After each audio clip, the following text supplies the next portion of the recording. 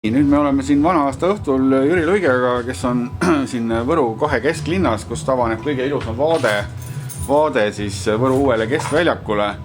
Ja siin ma käisin, tegin tiiru keskväljaku peal, tühjus ja siin ootamatult, täiesti ootamatult oli üks aken valgustatud ja siin on Jüri Luik, kes on olnud selle keskväljaku kõige suurem kritiseerija.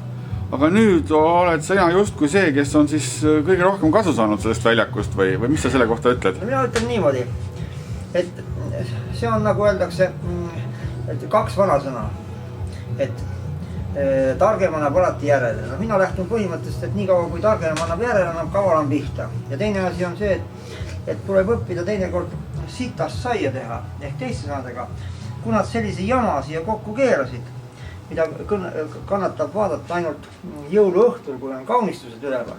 Tavapäeval on ju täielik raibese väljak.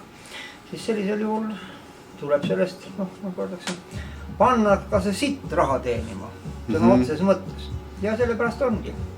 Nüüd on siin +25 tantsu koht ja jääb kohe kõrval ruumi, nii et seadus seda lubab. On siis aastaringselt pürotehnika kauplus. Aastaringselt kohe, jah? Jaa, sellepärast, et vaadake, et te mäletate ju, et oli mul 2 aastat, kui ma olin Paju tänaval, eks ole, oli silt väljas. Ostu korral tulen 2 minuti jooksul. Nüüd te näete, sildi peal on ilusti kirjas, tulen 4 või 5 minuti jooksul. Lihtsalt täpselt nii kaua kulub mul oma elamisest Jüri 1A kõndida siia. Nii et mitte midagi ei muutnud. Minu jaoks läks isegi vaata, et veel koht paremaks. Ja kaua see pood on siin juba lahti olnud nüüd? Sul oli hea nina. See pood on nüüd lahti olnud siin 3. päev. Ja ma saan aru, et ta on praegu täna siis vana aasta õhtul lahti kella 1 öösel või kuidas see? Jah, sellepärast, et kuna ma ise olen siin juures vaatan, jälgin, kas siin korda ka rikutakse sellel platsi peal just pürotehnika valdkonnas, teen märkusi, siis mulle meeldib see linnavalitsus üleskutse.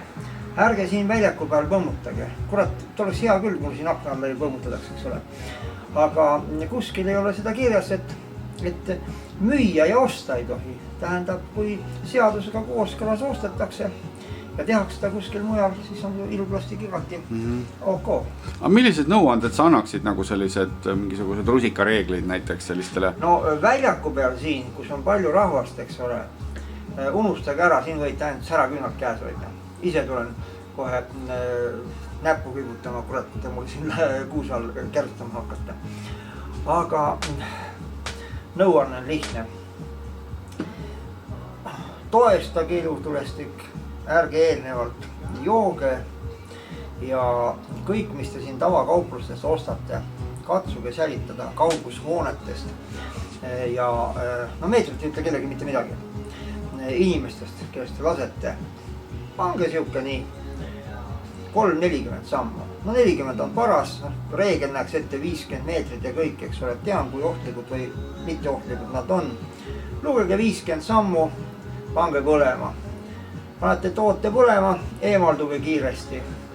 Te võite pärast eemalduda ka nii-öelda selg rahva poole tulles, sellepärast, et kui te panete põlema ära, te jõuate teha keskelt läbi 10 sammu, kuidagi just ei jookse ja siis hakkab ilutulestik peale, olenemata patarei suurust. Umbes see roheline süütenöör põleb 10 sekundit, mitte rohkem. Aga rahval öelge, et nad oleksid ikka natuke kaugem. Ja kõik tähendab toestamine, mitte joomine, kaugus 3-40 sammu. Kas prillid peaks ka olema ees või see pole oluline? Ei ole, tähendab, prillidega pole midagi teha, sellepärast, et küsimus on selles, et vaata, et veel prillid segavad. See on selge, et see on igal pool kirjas, et süütamise ajal ei kummardu selle toote kohale. Külje pealt süütate, et teie ja patarei laske suuna vahel ja lükka vaba maa. Ja prillid teinekord ütleme näiteks segavad sellepärast, et kui meil on tuul ja muu lugu, eks ole, aga äkki läheb ta uduseks, äkki läheb vihmaseks, hakkate siin nagu rabistama. Need, kes prille ei kanna, spetsiaalseid süütamise jaoks ma ei soovita prille ette panna. Ainult segavad. Aga kuidas täna see ilm on muidu kõlbab laskmiseks või? Et siuke tuuline on natukene. Müüjana ma ütlen, et peaks nagu ikkagi müüma ja ma müün ka. Aga praegu ma vaatan välja sellise ilmaga nagu praegu on, võiks lasta küll. Aga kui on ikka seal paarkümmend meetrit sekundis, seadus lubab isegi prohviiluvõestiku ära jätta. Midagi öelda ei saa, kedagi ei saa trahvida ka. Lihtsalt mul oli näiteks üks, vaata kui see torm oli, siis päev enne seda tormi oli selles Seedri puhketalus oli üks pidu. Võrus tuntud firma pidu. Inimesed olid natuke solvunud, aga peremees sai aru. Ma sõitsin kohale, sidusin tule kokku. Panin üles ja ei lasknud. Raha jäi saamata, osa jagu kaupa tuli maha kanda, sellepärast et ilm oli niiske, aga ma ei läinud riski peale välja. Tähendab, kui ikka on tuul ja pärast on seda jama palju rohkem. Okei, aga siis head vanaasta lõppu ja... Noh, teile ka kõigile, nii et jätke meelde. Akna all kurat ei kärsuta mul siin. Kõik head.